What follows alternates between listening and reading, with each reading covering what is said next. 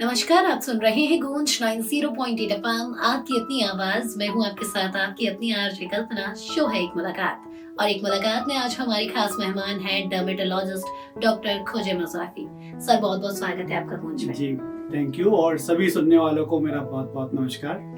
और जैसा कि आप सभी को पता है, स्किन डिसीज हम सबको होती है, या फिर स्किन में कुछ ना कुछ को लेकर हम सभी टेंशन में रहते हैं। तो आज हम आपके सवाल सर से जानने वाले हैं। तो सर, कोई भी बात शुरू करूं उससे पहले मैं जानना चाहूंगी, कई बार ऐसा होता है कि किसी डॉक्टर ने आपको कोई प्रिस्क्रिप्शन नहीं दी है, आपको सिर्फ कुछ हो गया है और आपने कहीं से सुना है या आपने यूट्यूब या इंस्टाग्राम पे देखा है और आप वो दवाई लेकर आते हैं बिना प्रिस्क्रिप्शन के। वो यूज करना कितना हार्मफुल हो सकता है? बिल्कुल बहुत कॉमन प्रैक्टिस है ये। मैं इसको कहता हूँ स्व चिकित्सा, सेल्फ मेडिकेशन जिसको हम कहते हैं जी।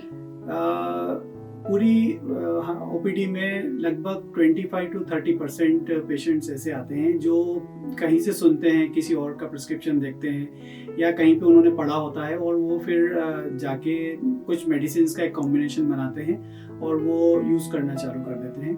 तो मैं उनको ये एडवाइस देता हूँ कि कभी भी सेल्फ मेडिकेशन, स्व चिकित्सा कभी भी नहीं करना चाहिए। हार्मफुल बेनिफिट ये एक अलग बात है, लेकिन जनरली प्रैक्टिस क्या होती है कि जैसे आप को कोई बीमारी हुई हो, स्किन नहीं, चाहे किसी भी तरह की बीमारी हो, तो सबसे पहले उसका एक एग्जामिनेशन होता है कि आपको क्या बीमारी है, क्या उसके सिम्टम्स आपको लग रहे हैं, आपका व्यक्तित्व कैसा है, आपका बॉडी मेकअप कैसा है, आपको कोई और बीमारियां चल रही है, आप क्या काम करते हो, जिसको हिस्ट्री टेकिंग कहते हैं। तो जब मरीज सबसे पहले आता है तो हम एक हिस्ट्री लेते हैं। उसकी हिस्ट्री में हम ये पता करना चाहते हैं कि उसको क्या है, उसका बैकग्राउंड क्या है, उसको क्या बीमारी चल रही है, लक्षण क्या है, और फिर उसका डायग्नोसिस कि आपको एग्जैक्टली बीमारी क्या है। जी। तो जब तक history taking, examination, diagnosis, investigation, plan of treatment, ये सब चीजें नहीं सेटल होती, तब तक कोई भी दवाई लेने का मतलब नहीं है। वो मतलब इसलिए नहीं है कि एक तो रॉन्ग ट्रीटमेंट होगा जी। आपको मालूम नहीं है कि बीमारी क्या है और आप उसका क्या ट्रीटमेंट ले रहे हैं। और फिर हर व्यक्ति अलग होता है, उसको पहले व्यक्ति को समझना होता है और फिर उसके हिसाब से ट्रीटमेंट देना होता है। तो डायग्नोसिस के हिसाब से ही प्लान ऑफ ट्रीटमेंट डिसाइड होता है। जी। तो मैं अपने सब मरीजों को ये बोलता हूँ कि वो सेल्फ मेडिकेशन कभी ना करें। या तो उनके पास कोई पुराना प्रिस्क्रिप्शन हो, कभी उन्होंने ट्रीटमेंट लिया हो, पहले उसको जज करें और उसको भी रिपीट ना करें। जी। उस प्रिस्क्रिप्शन को लेके अपने नियरेस्ट फिजिशियन के पास जाए। सबसे पहले अपना एक फैमिली फिजिशियन बनाना चाहिए जो आपको समझता हो, आपकी बैकग्राउंड को समझता हो, आपकी बीमारियों को समझता हो और आपकी फैमिली जो बैकग्राउंड है उसको समझता हो। तो फैमिली फिजिशियन के पास भी वो प्रिस्क्रिप्शन पुराना लेके जाइए और फिर उसको प्रेजेंट कंडीशन बताइए कि वर्तमान में आपको क्या हो रहा है, और उसके हिसाब से फिर उसको आगे अपना ट्रीटमेंट प्रिस्क्राइब करवाइए। सेल्फ मेडिकेशन कभी भी नहीं करना चाहिए। जी। और जैसा कि सर ने कहा, खुद डॉक्टर बिल्कुल ना बने, क्योंकि हम में से कई लोगों की आदत होती है छोटी छोटी बात पे खुद डॉक्टर बन जाते हैं। याद रखिए, अगर आप किसी चीज को इग्नोर करते हैं तो वो आगे जाके एक बड़ी समस्या का रूप ले सकती है। तो उससे पहले आप उसको जितना जल्दी दिखा लेंगे डॉक्टर से, वो आपके लिए भी सही होगा और आपकी हेल्थ के लिए भी सही होगा। सर, एक पॉइंट में रखना चाहता हूँ कि जैसे आपने कहा ना कि सेल्फ मेडिकेशन लोग कर लेते हैं, बहुत कॉमन प्रैक्टिस है ये। जी। मैंने ये जानना चाहा कि ऐसा क्यों होता है, लोग क्यों खुद से जाके दवाई ले लेते हैं। तो उसके 2-3 कारण होते हैं कि या तो वो उसके पास इतनी अफोर्डेबिलिटी नहीं होती कि वो हर बार फीस दे और दवाई लिखवाए। जी। नंबर 1 बात। नंबर 2 बात, टाइम की कमी होती है। कई बार हम ऐसी एक बिजी लाइफ में फंसे हुए रहते हैं कि हम हर बार इतना टाइम अफोर्ड नहीं कर पाते कि हम किसी डॉक्टर के पास जाएं, वहाँ पे लाइन में लगे, दवाई ले और फिर ये सब करें। और नंबर 3 बात, हमारे पास साधन नहीं होते। सपोज कोई बूढ़ा व्यक्ति है, वो नहीं जा सकता कहीं पे ट्रीटमेंट लेने के लिए। तो मैंने जो कहा ना, आपके फैमिली फिजिशियन को हम इस केस में मरीज को ये सलाह देते हैं कि आप अपने फैमिली फिजिशियन के पास जाइए और उनसे कुछ नियमित कुछ चीज लिखवा लीजिए। सपोज आपको बुखार में क्या लेना है, आपको उल्टी होने पे क्या लेना है, आपको इचिंग होने पे, खुजली होने पे क्या लेना है, आपको कोई और बीमारी होती है तो जनरल चीजें आपको क्या लेना है, तो वो आप एक बार लिखवा लीजिए। जी। लेकिन इसके अलावा कोई जरूरत पड़े तो फिर आप डॉक्टर को दिखा के फिर ट्रीटमेंट लीजिए। जी। और जैसे कि सर ने कहा कि कभी आपको लगता है कि कोई चीज ज्यादा बढ़ रही है, इंतजार नहीं करना है, लेकिन अगर आप उसको डॉक्टर से पहले प्रिस्क्राइब करके रखा हुआ है आपके पास, तो आप उन चीजों के साथ जा सकते हैं। सर फेस और बॉडी की बात करूं, दोनों की स्किन बहुत अलग होती है। जी, बिल्कुल। इसकी आपके फेस की बहुत पतली होती है और बॉडी की थोड़ी सी जी, चेंज जी। होती है। तो ऐसे में अगर किसी को एक डिजीज जैसे एलर्जी है, खुजली है या कोई फंगस हो जाता है, जी तो क्या एक ही क्रीम दोनों जगह लगाना ठीक होता है या फिर ये भी हार्मफुल हो सकता है? जी, बिल्कुल सही बात है कि जो हमारी स्किन होती है वो कई चीज़ों पे डिपेंड करती है। जी अब इसको जो अलग अलग बॉडी पार्ट्स होते हैं वहाँ की स्किन का मेकअप अलग अलग होता है। आपने देखा होगा कि कहीं पे स्किन बहुत हार्ड होती है, सपोज पाम्स एंड सोल्स, हथेली और तलवों की स्किन एकदम थिक होती है। घुटनों पे, कोहनियों पे स्किन अलग होती है। बॉडी की स्किन अलग होती है। कई जगह स्किन के जस्ट नीचे हड्डियाँ होती है, बोनी एरियाज कहते हैं उसको। कई जगह स्किन के नीचे फैट की एक परत होती है, चर्बी की लेयर होती है। कुछ स्किन बिल्कुल ही सॉफ्ट होती है। कहीं पे स्किन पे धूप का प्रभाव होता है, जैसे चेहरा होता है, गर्दन होता है, हाथ होते हैं, पैर होते हैं। और कुछ स्किन हेरी होती है, जैसे सिर की चमड़ी जो होती है उसमें बाल बहुत होते हैं। तो ये अलग अलग बॉडी पार्ट्स पे स्किन का मेकअप भी अलग अलग होता है और इसके एप्लीकेशंस भी अलग अलग होते हैं। तो सबसे पहले हमें ये जज करना होता है कि हमें अगर कोई स्किन ट्रीटमेंट में कोई लगाने की दवाई लिखना है तो हम किस तरह की दवाई लिखेंगे। क्या वो शैम्पू बेस्ड होगी, क्या वो लोशन यानी पतली होगी, क्या वो पानी की जगह जैसी होगी, क्या वो कोई गाढ़ी मरहम की जैसा होगा कि जो एकदम लेप जैसा लगेगा। चेहरे की स्किन होती है टोटली लोगों को, मतलब आप अगर ऑयली स्किन है तो उनको कुछ भी लगाते तो इतना ज़्यादा ऑयली हो जाता है कि वो कुछ भी टॉलरेट नहीं कर पाते। जी तो एरिया को जज करना होता है और उसके हिसाब से ही स्किन का जो प्रिपरेशन होता है वो चूज करना होता है, अदरवाइज वो प्रॉब्लम करता है। सर कई बार ये होता है कि हमें अगर कोई छोटी छोटी डिसीज भी हो जाती है ना स्किन से रिलेटेड, तो हम सोशल मीडिया पर देखकर खुद ही डॉक्टर बन जाते हैं। जैसे मैं अभी कुछ देर पहले हमने बिना प्रिस्क्रिप्शन की बात की। ऐसे में अगर मैं हार्मफुल की बात करूं, क्योंकि आपको नहीं पता है आप कौन सा स्टेरॉइड ले रहे हो या क्या आप ले रहे हो, आपको सिर्फ किसी ने बता दिया कि आपको ये चीज है तो आपने दूसरी क्रीम खरीद के लगा ली, तो वो किस हद तक आपके लिए हार्मफुल हो सकता है? बहुत कॉमनली हम ये फेस करते हैं कि लोग हमारे पास आते हैं, खासकर अभी ये फेस्टिवल सीजन आएगा, इसके बाद फिर मैरिज सीजन आएगा, फिर जो है ये होली वाला टाइम आता है। इसमें क्या होता है कि लोग कहीं पे सुनते हैं, पढ़ते हैं, देखते हैं और उनको लगता है कि सपोज अभी मैरिज सीजन आएगा तो देखने दिखाने का प्रोग्राम अक्सर इस तरह के इवेंट होते रहते हैं। फिर मैरिज के पहले की चीज़ें शुरू हो जाती है, फिर एग्जैक्टली शादी आ जाती है। तो लोगों को लगता है कई बार इंस्टेंट उनको एक ब्राइटनेस चाहिए होती है, ग्लो चाहिए होता है। उन्होंने कहीं देखा होता है कि इस तरह का कर लेने से फेस पे ग्लो आ जाता है, झुर्रियाँ कम हो जाती है, जो पिगमेंटेशन होता है वो कम हो जाता है। लेकिन वो अचानक हमारे पास आते हैं और उनके पास बिल्कुल 2-3 दिन का समय होता है और फिर कहते हैं कि डॉक्टर साहब ये चेहरे पे सूजन आ गई है, चेहरे पे पिंपल्स आ गए, चेहरा लाल हो गया है, चेहरा काला हो गया है।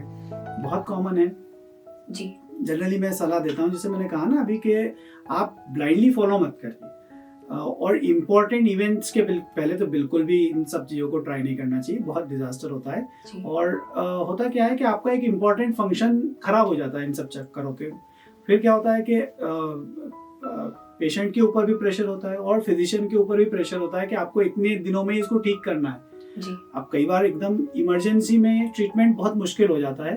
तो मैं तो ये सलाह देता हूँ कि अगर आपको एक्सपीरियंस नहीं है तो कोई भी नई चीज़ कहीं से ट्राई नहीं करना चाहिए। जी।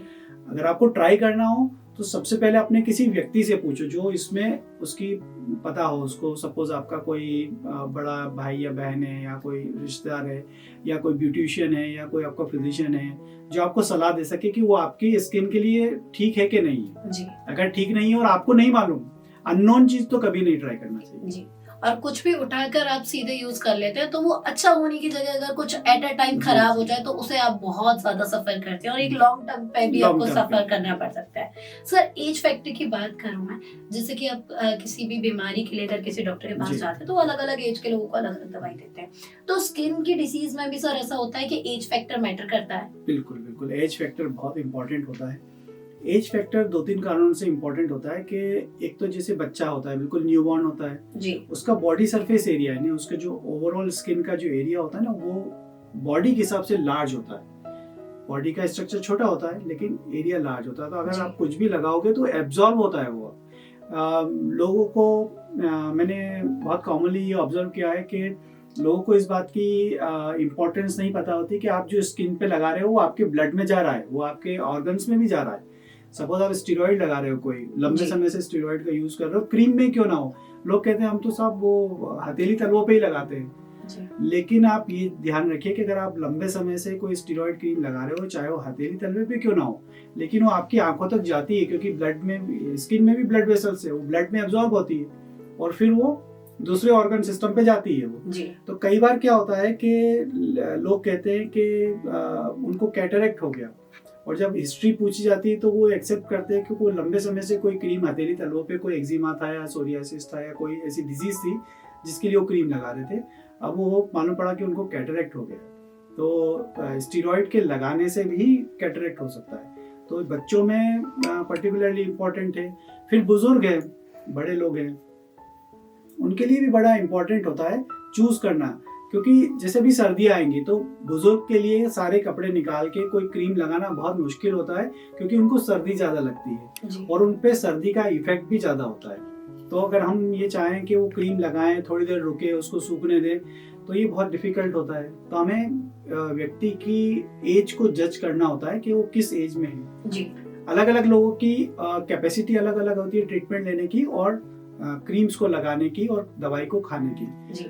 आप एक यंग व्यक्ति को, सपोज 20 साल का कोई लड़का है, उसको अच्छा फिट है, बॉडी स्ट्रक्चर हेल्दी है, उसको जो आप दवाई दे रहे हो वो एक बुजुर्ग को नहीं दे सकते, क्योंकि उसमें हमें डोजेस को अक्सर कम करना पड़ता है, क्योंकि उनकी टॉलरेंस अलग होती है। और अक्सर बुजुर्गों को कोई और बीमारी चल रही होती है, उनको कोई ना कोई न्यूट्रिशनल डेफिशिएंसी चल रही होती है, उनको सपोज उनके जोड़ काम नहीं कर रहे हैं, जी। आर्थराइटिस है, उंगलियां उनकी काम नहीं कर रही है, उंगलियों में आर्थराइटिस है, तो क्रीम को आसानी से लगा नहीं पाएंगी।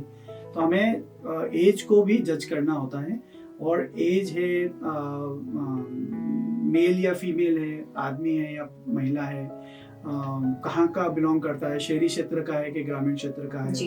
काम क्या है उसका, धूप कितनी पड़ती है, तो ये सब चीजें जज करके ही स्किन ट्रीटमेंट डिसाइड हो सकता है। जी। और ये छोटी छोटी चीजें हैं, लेकिन एक बड़ा रोल प्ले करती हैं आपके स्किन जी। डिसीज में। तो आप जब भी आगे कभी दवाई लेने वाले हैं तो हमेशा याद रखिए, आप जब भी डॉक्टर से कंसल्ट करते हैं, एज फैक्टर मैटर करता है। सर, ये तो हमने बात की एज फैक्टर की, बट जहाँ बात आती है परहेज की, हाँ। लोग सीधे समझ लेते हैं कि अगर हम किसी भी डॉक्टर के पास गए तो वो परहेज खाने से संबंधित हो जी। सकता है, क्योंकि जब भी आप बीमार होते हैं डॉक्टर आपको बोलता है ये नहीं खाना है, वो नहीं खाना है। बट स्किन की डिसीज की बात करें अलग, क्योंकि हमारी स्किन से रिलेटेड बीमारी है, ऐसे में किन चीजों का परहेज होता है? और लोग आजकल कई बार होते हैं ना सर, मिस कम्युनिकेशन या फिर कहें कि कुछ और समझ लेते हैं। जी जी। तो आप क्या सलाह देना चाहेंगे सर, अगर स्किन डिसीज से कोई सफर कर रहा है तो उसे किस तरीके का परहेज करना चाहिए? स्किन में क्या होता है कि मैं आपको बताऊं कि हर आदमी हर बीमारी को एलर्जी ही समझता है। जी। उनको सपोज एक्ने हो रहा है, पिंपल्स हो रहे हैं, तो उनको लगता है कि ये कोई चीज़ की एलर्जी हो गई है। उनको सपोज एक्जिमा हो गया है, सोरियासिस हो गया है, तो उनको लगता है ये कुछ खाने की एलर्जी हो गई है।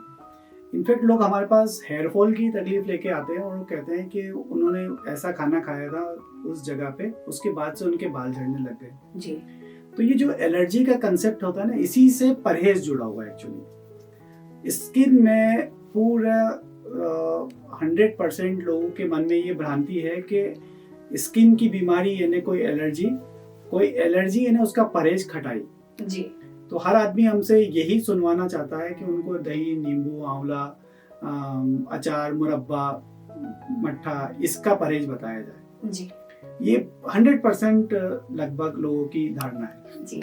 मैं आपको बताऊं कि स्किन डिजीज में जो परहेज होता है बहुत कैटेगोरिकली होता है, यानी जो बीमारी है पहले उसको जज करना होता है। सपोज किसी व्यक्ति को सिर में कोई तकलीफ हो रही है, उसके सिर में खुजली हो रही है, दाने हो रहे हैं, सूजन आ रही है, आंखों के आसपास सूजन आ रही है, चेहरे पे सूजन आ रही है, चेहरे पे लालिमा आ रही है, तो ये hair dye, hair colour, mehndi की रिएक्शन हो सकती है। जी। तो इस व्यक्ति का जो परहेज होगा वो hair dye, hair colour, mehndi का होगा, ना कि खटाई। जी। किसी को धातुओं से एलर्जी होती है तो उनको गर्दन के आसपास, जहाँ पे घड़ी पहनते हैं, रिस्ट में, वहाँ पे, बदन पे जहाँ पे गहने पहनते हैं वहाँ पे चकत्ते बनने लग जाते हैं। किसी को धूप से एलर्जी होती है तो उनको जो खुली भाग होती है उस पर डिजीज होने लग जाती है। किसी को डस्ट से एलर्जी होती है तो वो जब वो इसको इनहेल करते हैं तो उनको ब्रीदिंग सिम्टम्स होते हैं, आंखों में तकलीफ होती है, गले में खराश होती है और बदन में शीत, ददोरे या लाल चकत्ते आ जाते हैं जिसमें खुजली होती है। जी। तो परहेज जो होता है, पहले व्यक्ति को उसकी बीमारी को समझना होता है और अलग अलग बीमारी का परहेज भी बिल्कुल अलग अलग होता है। किसी को हम ठंड से बचाव की सलाह देते हैं, किसी को हम धूप से बचाव की सलाह देते हैं, किसी को हम ज्वेलरी से बचाव की सलाह देते हैं, किसी को हम कॉस्मेटिक प्रोडक्ट्स जैसे lipstick, nail polish, perfume, deodorant होता है उससे बचाव की सलाह देते हैं, किसी को हम hair dye, hair colour, mehndi की बचाव की सलाह देते हैं। तो परहेज बहुत अलग होता है। मैं मेरे श्रोताओं को ये कहना चाहता हूँ, जितने भी सुन रहे हैं लोग, उनसे मेरी ये रिक्वेस्ट है कि परहेज को एक ना समझें, केवल खटाई का परहेज नहीं होता है, परहेज आपकी बीमारी का होता है। तो आप डॉक्टर से बिल्कुल अच्छे से सुने उनकी बात कि वो क्या आपको समझाना चाह रहे हैं, क्योंकि हमने देखा है कि ऑलमोस्ट 80% पीपल जो होते हैं वो हमारी सलाह को नज़रअंदाज कर देते हैं। वो कहते हैं कि डॉक्टर साहब ने खाने का तो कोई परहेज ही नहीं बताया, इसका मतलब है कि परहेज करना ही नहीं है। जी। तो ये गलत बात है। तो परहेज बराबर समझ के जाना चाहिए। जी। और किसी भी नतीजे पर पहुंचने से पहले बात पूरी ध्यान से सुने और उसी को समझें, क्योंकि आप का समझना और सोचना ही डिपेंड करता है कि आप किस तरह से रिएक्ट करेंगे और आगे आपकी हेल्थ पे क्या इफेक्ट पड़ेगा उससे। सर, आपने एलर्जी की बात की। जब भी एलर्जी का नाम आता है हमारे दिमाग में सिर्फ एक चीज आती है, ब्लड टेस्ट, कि अगर किसी भी तरह की एलर्जी है तो जाइए और एक ब्लड टेस्ट कराइए। इसके अलावा मैं बात करूं डिटेक्शन के लिए, जैसे स्किन में कई सारे डिसीज हो जाती है, उनके लिए क्या हम कौन कौन से टेस्ट डॉक्टर कराते हैं और उनको लेके लोगों में सबसे बड़ा मिथ क्या है? जैसे मैंने बताया ना कि स्किन डिजीज में हमारे पास जितने लोग आते हैं ना, वो कहते हैं साहब आप एक ब्लड सैंपल लीजिए, एक ब्लड टेस्ट करिए और उसके बाद एक एलर्जी की रिपोर्ट बना दीजिए। जी। बहुत कॉमन प्रैक्टिस है ये। आपने भी देखा होगा, हम रोज देखते हैं इस बात को कि वो उनके पास बड़ी बड़ी मोटी मोटी फाइलें होती हैं जिसमें कई पन्ने लगे होते हैं, उसमें कई तरह की चीज़ों की एक एलर्जी की रिपोर्ट होती है। जी। जो आपका सवाल है ना, जो मैं अपने सुनने वालों को कहना चाहता हूँ कि जब डॉक्टर आपको कोई टेस्ट सजेस्ट करता है तो वो केवल आपकी बीमारी के लिए नहीं होता है। सबसे पहली बात, कई बार हम व्यक्ति की बॉडी को जानना चाहते हैं कि उसकी न्यूट्रिशन स्टेटस क्या है, उसको कोई BP, sugar, thyroid, anaemia, iron deficiency, blood vitamin B12 deficiency, D3 deficiency ये तो नहीं है। तो कई बार हम उसके अंदर का उसका बॉडी का सिस्टम कैसा है वो जानना चाहते हैं कि हम कोई दवाई देना चाह रहे हैं तो वो व्यक्ति ले पाएगा कि नहीं ले पाएगा। जी। तो ये कहते हैं इसको, मतलब ये जो डायग्नोसिस होता है, ये जो टेस्ट होता है डायग्नोसिस के लिए नहीं होता है, ये उसकी बॉडी स्ट्रक्चर के लिए होता है। फिर जो सेकंड टेस्ट होता है, कई बार हम उस बीमारी के डायग्नोसिस के लिए कराते हैं। सपोज आपको मलेरिया फीवर है तो आप एक मलेरियल पैरासाइट को देख लोगे कि वो है कि नहीं उसमें, तो डायग्नोसिस बन जाएगा। जो आपने सवाल पूछा ना स्किन में क्या होता है, तो स्किन में भी डायग्नोसिस के लिए हमें कई बार बायोप्सी की जरूरत होती है कि हमें स्किन के एक छोटे से टुकड़े को देखना होता है कि उसमें बीमारी क्या है। कई बार स्क्रैपिंग कहते हैं, ऊपर से हम स्किन को स्क्रैच करके उस पे जो मटेरियल निकलता है उसको एग्जामिनेशन के लिए भेजते हैं। पुराने ज़माने में जब लेप्रोसी बहुत कॉमन था तो लेप्रोसी के लिए बहुत कॉमन होता था ये टेस्ट। फंगस, जब बॉडी में फंगल इन्फेक्शन होता है उसके लिए बहुत कॉमन होता है। और इसी तरह एलर्जी का भी जो टेस्ट होता है, तो सबसे पहले हम व्यक्ति को, मैंने जैसे कहा ना, पहले हिस्ट्री टेकिंग होती है कि व्यक्ति को एलर्जी किस तरह की हो रही है। सपोज उसको हेयर डाई से एलर्जी हो रही है तो उसका जो टेस्ट होगा वो ब्लड में एलर्जी से नहीं आएगा। उसके लिए हमें पैच टेस्ट करना होगा कि हमें उस हेयर डाई को स्किन में लगा के देखना होगा कि वाकई वो व्यक्ति उससे रिएक्ट कर रहा है कि नहीं कर रहा है। जी। इसको पैच टेस्ट कहते हैं।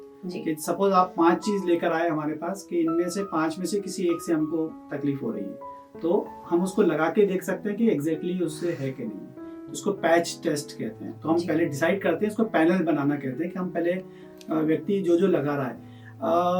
बहुत कॉमनली मैं आपको बताऊं कि जो हमारा एक्सपीरियंस है कि हम किसी से व्यक्ति से पूछते हैं कि आप स्किन केयर में क्या लगाते हो, बोलते हैं हम कुछ नहीं लगाते।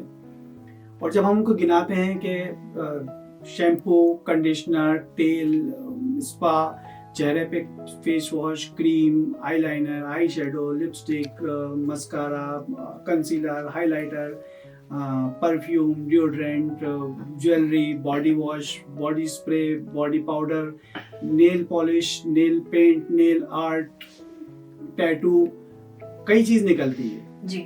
तो आप इन सब चीज़ों को आपको ऑर्गेनाइज करना पड़ेगा कि हम कितनी चीज़ हमारे स्किन में कांटेक्ट में आ रही है। घड़ी होती है, धागे होते हैं, जी कोई परंपरा के लिए हमने कोई चीज़ बनाई है, कोई तावीज़ बनाया है, कोई धागा पहना है, कोई कलर लगाया है, सब चीज़ें मैटर करती है। जी तो आपको पूरा जज करना होता है और फिर हमें उसको डिसाइड करना होता है कि इस व्यक्ति के स्किन में इतनी सारी चीज़ें कांटेक्ट में आ रही है, तो उसका पैच टेस्ट होता है, उसका प्रिक टेस्ट होता है, उसकी बायोप्सी होती है, उसका एलर्जी टेस्ट होता है, कई तरह के टेस्ट होते हैं। जी। तो आपने सोच लिया सिर्फ आप कोई फेस वॉश लगा रहे हैं, सीरम लगा रहे हैं, सिर्फ वही नहीं, इवन जी, जी। आपके हाथ की नील पेंट भी मैटर करती है कि बिल्कुल। आपको स्किन डिसीज किस कारण से हो सकता है। और अगर आप इन छोटी छोटी चीजों को कभी ध्यान से देखेंगे, अपने बारे में सोचेंगे, समझेंगे, तो आपको पता चलेगा कि शायद हम एक दिन में इतनी सारी बिल्कुल। चीजें यूज कर जाते हैं और हमें पता नहीं होता बिल्कुल है पता नहीं चलता। ना। और ये सारी चीजें हमारी लाइफस्टाइल का हिस्सा बन चुकी हैं। सबसे बड़ी बात ये है, तो थोड़ा सा सोचिए, विचारिए किसी भी चीज को यूज करने से पहले, क्योंकि कहीं ना कहीं वो आपको, आपकी बॉडी को बहुत बड़ा हार्म कर सकती है। सोचिए, विचारिए। सर, इसके साथ ही मैं बात करूं, अभी हमने डिसीज की बात की, सबसे ज्यादा एक कॉमन क्वेश्चन कहीं ना कहीं सोसाइटी में मिथ के तौर पे एक से दूसरे में सर्कुलेट होता है। आपके ओपीडी में आप सबसे बड़ा ऐसा जो कोई कॉमन क्वेश्चन आता हो जो सोसाइटी में मिथ के तौर पे है, क्या है? कई मिथ्स आते हैं, कुछ हमारी सोच से रिलेटेड होते हैं, कुछ हमारी परंपराओं से रिलेटेड होते हैं, जी। कुछ हमारे धर्म से रिलेटेड होते हैं। जो मोस्ट कॉमन होता है, जो मतलब हमेशा वो हिट करता ही करता है, वो है सफ़ेद दाग के बारे में, कि अगर किसी को सफ़ेद दाग है तो ये उसकी अनुवांशिक बीमारी होगी, जेनेटिक्स होगी।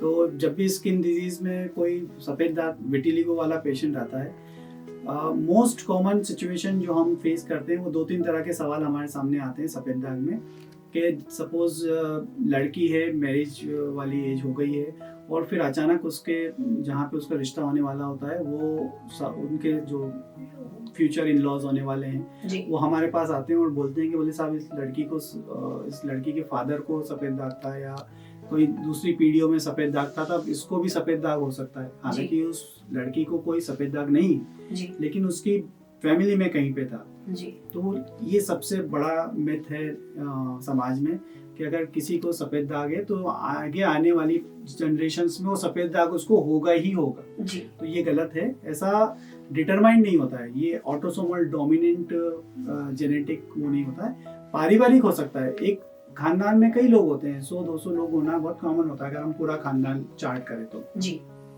तो पारिवारिक अगर किसी को है स्किन डिजीज, तो इसका ये मतलब नहीं कि वो अनुवांशिक होगी। जी। तो ये सबसे कॉमन मिथ है। तो याद रखिए, पुरानी परंपराएं किसी कुछ बातों की धारणाओं पर बनाई गई हों या समय के साथ बदलती जी। और बनती रहती हैं, लेकिन आज हम अगर आज के जमाने की बात करें, यकीनन बहुत सारी चीजें हैं जो हमें अभी अपने आप में और अपने समाज में चेंज करनी है, जिसमें स्पेशली सबसे बड़ी बात सर ने कही जी। सफेद दाग को लेकर। सर, सफेद दाग को जी एक जस्ट इंटरप्ट कर रहा हूँ, छुआछूत की बहुत कॉमन हुआ है कि जी। पहले क्या होता था, लेप्रोसी होती थी, लेप्रोसी टच करने से स्प्रेड होती थी, बहुत पहले की बात है। जी लेकिन अब लेप्रोसी एलिमिनेट हो चुकी है हमारे यहाँ से। तो जो उसने जो लोगों की मानसिकता बनाई है कि स्किन डिजीज छुआछूत वाली होती है, अगर आप टच करोगे तो दूसरों को हो सकती है, जी। ये एक बहुत कॉमन मिथ है ये। सर, सफेद दाग को लेकर एक और क्वेश्चन है कि जैसे कि आपने बताया, अगर परिवार में किसी की हिस्ट्री हो, तो अगर किसी व्यक्ति को सफेद दाग है तो क्या वो ठीक हो सकता है पूरी तरह से? हाँ जी, बिल्कुल। सफ़ेद दाग में लोग हमारे पास यही आते हैं और वो कहते हैं कि लाइलाज होता है। तो जी। मैं उनको ये सलाह देता हूँ कि कोई भी बीमारी होती है, वो ऐसे जो रिस्पॉन्स टू ट्रीटमेंट कहते हैं, कि आपको बीमारी है, और कई बार हम लोग उनको सजेस्ट कर देते हैं कि चूंकि इतने बड़े सरफेस एरिया पे है, आपको कोई प्रॉब्लम नहीं है, तो आप ट्रीटमेंट ना लें। एक नो ट्रीटमेंट भी एक ऑप्शन होता है। जी लेकिन सुनने वालों को जो सवाल है, रिलेवेंस उसका ये है कि मैं ये कहना चाहता हूँ कि सफ़ेद दाग भी ठीक होते हैं। जी बीमारी जो होती है वो 3 तरह के लोग होते हैं। एक होते हैं जो बिल्कुल ठीक हो जाते हैं, 100% रीपिगमेंटेशन, कोई सफ़ेद दाग बदन पे बाकी नहीं रहता है। जी एक कैटेगरी होती है, उनमें कभी कभी दोबारा आते हैं, लेकिन वो ठीक हो जाते हैं, ऐसा नहीं कि वो बने ही रहेंगे। जी जो हम समाज में देखते हैं कि जो कुछ लोगों के सफ़ेद दाग कभी भी ठीक नहीं हुए हैं, ऐसे भी कुछ परसेंट पेशेंट्स होते हैं, जी लेकिन ये परसेंट कम ही होता है। जी। तो ज़्यादातर तो सफ़ेद दाग ठीक हो ही जाते हैं। और बदलती टेक्नोलॉजी के साथ हर चीज संभव हुई है। तो अगर आपको भी किसी तरह की स्किन डिजीज या स्किन प्रॉब्लम है तो आप डेफिनेटली डॉक्टर से कंसल्ट जरूर कीजिए। सर, इसी के साथ मैं एक और बात करूँ, स्किन की जब भी कोई डिसीज होती है, हम अलग अलग डॉक्टर पर पहले भी किसी चीज की दवाई जी। ले रहे होते हैं। सपोज किसी ने बीपी की दवाई ली है या किसी का हार्ट का ट्रीटमेंट चल रहा है, सही बात। बट उसके बाद जब वो स्किन डॉक्टर पर आते हैं तो क्या उनको वो अपनी मेडिकल हिस्ट्री साथ लाने की जरूरत है, या फिर स्किन क्योंकि डिजीज अलग है तो उन्हें लाने की जरूरत नहीं है? नहीं नहीं, बिल्कुल आप किसी भी डॉक्टर के पास जाए, चाहे वो स्किन के लिए जा रहे हो, हार्ट के लिए जा रहे हो, किडनी के लिए, अपनी पूरी हिस्ट्री तो लेके ही जाने ही चाहिए। जी मैं लोगों को कहता हूँ कि आप अपना सबसे पहले तो जाने से पहले अपना माइंड मेकअप करिए कि आप किस लिए जा रहे हो। जी नंबर एक बात, तो पुरानी जो मेडिकल हिस्ट्री है वो पूरी लिख के ले जाइए। कोई इंपॉर्टेंट पॉइंट है, सपोज आपको किसी दवाई से एलर्जी रही है पास्ट में, वो लिख के लेके जाइए। हो सके तो उसका फोटो लेकर जाइए, हो सके तो उसका रैपर लेके जाइए कि मुझे इस दवाई से एलर्जी होती है, जी ताकि उसको पता रहे कि एलर्जी है। फिर हमारा BP, sugar, thyroid, haemoglobin, height, weight, ये कैसा है, हमारा काम क्या है, हम कितनी बजे जागते सोते हैं, हम कितना अलर्ट रहना चाहते हैं। सपोज रेलवे ड्राइवर है, सपोज कार ड्राइवर है, ट्रक ड्राइवर है, उनको हमेशा अलर्ट रहने की ज़रूरत है। तो आप उनको ज़रूर बताइए कि मेरा काम ऐसा है कि मैं बिल्कुल भी नींद अफोर्ड नहीं कर सकता, जी ये लिख के लेके जाइए। जी और भी कोई उनको संदेश देना चाहते हैं। सपोज कई बार हम ट्रीटमेंट लिखते हैं, फिर कहते हैं कि सर आपका ट्रीटमेंट महंगा पड़ रहा है, तो आप ये भी उनको बताइए कि मेरा अफोर्डेबिलिटी ऐसी है, मैं इतना खर्चा कर सकता हूँ। तो डॉक्टर आपकी मदद करेंगे, वो आपको इस तरह की दवाई बता सकते हैं कि जो आपकी उसमें आ जाए। सपोज आप लंबी दवाई चाहते हैं, आप कई ऐसी जगह पे रहते हैं कि आप बार बार नहीं आ सकते दिखाने के लिए, तो आप उनको ये पहले ही मैसेज कन्वे कर दीजिए कि मुझे इस तरह का आप ट्रीटमेंट प्लान बनाइए कि मैं बार बार नहीं आ सकता। तो ये सब चीज़ें बिल्कुल अपने साथ लेके जाइए। मैं तो कहता हूँ कि एक अपना नोट बनाइए, कागज पे लिखिए और वो आप उनके सामने रख दीजिए कि मुझे ये सब चीज़ें, इन सब चीज़ों के हिसाब से मुझे ट्रीटमेंट चाहिए। जी तो फिजिशियन को ये अपना प्लान करने में बहुत आसानी हो जाती है, हमारे लिए बहुत आसान हो जाता है काम, कि जो हमें पैरामीटर्स पता चल जाते हैं, हमें उसके बैकग्राउंड पता चल जाता है, हमें उसका बीपी, शुगर, एनीमिया, हमें अननेसेसरी टेस्ट नहीं करवाने पड़ते, हमें उसको बार बार नहीं बुलवाना पड़ता, हम एक बार में भी उसको काफ़ी कुछ उसका समाधान कर सकते हैं। जी तो अपना पूरी हिस्ट्री तो हमेशा लेके जाना ही चाहिए।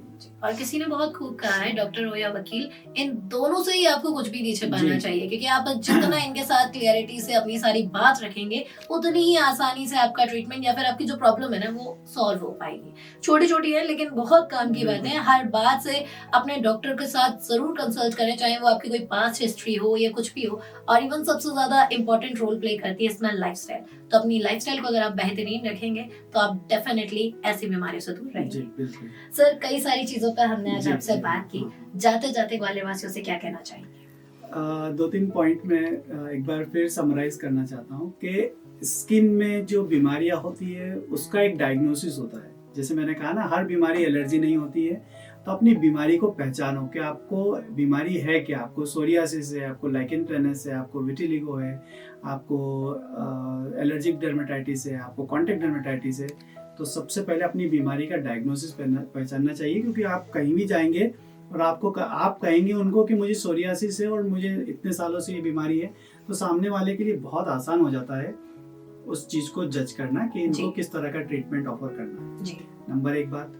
नंबर 2 बात, अगर आपको कोई परहेज, आपको कोई टेस्ट कुछ सजेस्ट किया गया है तो अपनी मिथ ना रखें, अपनी धारणा ना बनाएं। वो आपकी अच्छाई के लिए, आपके समाधान के लिए कहा गया है, तो आप उसको समझें। और अननेसेसरी, मैंने कहा ना, जैसे बायोप्सी के लिए हम कह देते हैं कि आपको स्किन की बायोप्सी कराना है, तो बायोप्सी का मतलब होता है कि कैंसर। तो ऐसा बिल्कुल ना सोचें। कई बार कॉमन बीमारी की भी स्किन टेस्ट कराने की जरूरत पड़ती है, तो बायोप्सी की जरूरत पड़ती है। फिर जैसे मैंने कहा, 1 more point, no self medication, कभी भी अपनी खुद की चिकित्सा खुद ना करें। फिर एकदम जितनी भी चीज़ें हमारे सामने हैं, चाहे वो किसी भी सोर्स से आ रही है, उस पर ब्लाइंडली फेथ ना करें, उसको जज करें। और सबसे इम्पॉर्टेंट बात कि हमारी स्लीप, डाइट, एक्सरसाइज, जो हमारी हेल्दी लाइफस्टाइल है, उसको हमेशा बना के रखें, क्योंकि आपकी जो इंटरनल हेल्थ है वही आपकी स्किन में आपके बालों में, आपके नाखून में रिफ्लेक्ट करेगी। आप जी। अंदर से कितने स्वस्थ हो उसी के अनुसार आपकी स्किन पे ये दिखेगा। जी तो स्लीप, डाइट, एक्सरसाइज और नो होम रेमेडीज, बिल्कुल 4 चीजें क्रक्स है। जी। और जैसे कि सर ने कहा, कुछ भी यूज करने से पहले सोचिए विचारिए, क्योंकि हर चीज आपकी स्किन के अकॉर्डिंग नहीं हो सकती। तो ये एक सबसे बड़ी बात है सोचने के लिए। और जैसे कि सर आज अपने इंटरव्यू में बताया सर ने, कोई भी चीज आप यूज करते हैं पैच टेस्ट जरूर बिल्कुल। कीजिए। अगर आपको उससे लग रहा है कि आपको जलन कर रहा है, कोई आपको अच्छा नहीं फील दे रहा है, तो आप डेफिनेटली उसे अवॉइड कीजिए। और किसी भी आपकी स्किन एलर्जी, आपको डिसीज होती है, तो डेफिनेटली डॉक्टर से कंसल्ट जरूर कीजिए। Thank you so much sir, जी। आज इतने सारे सवालों के हमारे जवाब देने के लिए आपका बहुत बहुत धन्यवाद, बहुत बहुत आभार। जी बिल्कुल, गूंज मीडिया का बहुत बहुत धन्यवाद कि उन्होंने मुझे ये मौका दिया। सो गालिया राइट्स, ये था एक मुलाकात में आज का सफर। अगले हफ्ते फिर होगी आपसे मुलाकात एक नए मेहमान के साथ। तब तक कहीं मत जाइए, सुनते रहिए कल्पना के साथ गूंज 90.8 FM, आपकी अपनी आवाज।